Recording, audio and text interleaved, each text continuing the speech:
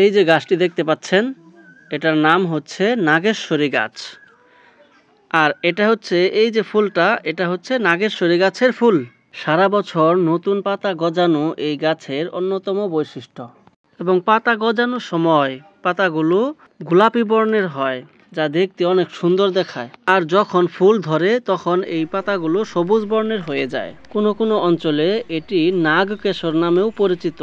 এটি একটি চিরসবুজ ও দীর্ঘকায় বৃক্ষ।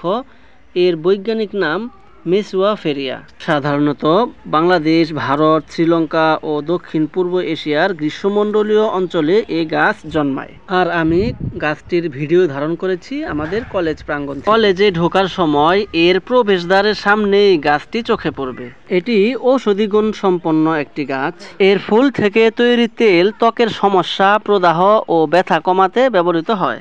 বীজ থেকে পাওয়া তেল বিভিন্ন আয়ুর্বেদিক ঔষধে ব্যবহৃত হয়। এটি চুলের যত্নেও কার্যকর। এছাড়া এর পাতা ও বাকল ডায়রিয়া, আমাশয় ও পেটের সমস্যায় ব্যবহৃত হয়। এই গাছের কাঠ অত্যন্ত শক্ত এবং টেকসই। এটি ফার্নিচার, রেল লাইনে স্লিপার, নৌকা ও ঘরের কাঠামো তৈরিতে ব্যবহৃত হয়।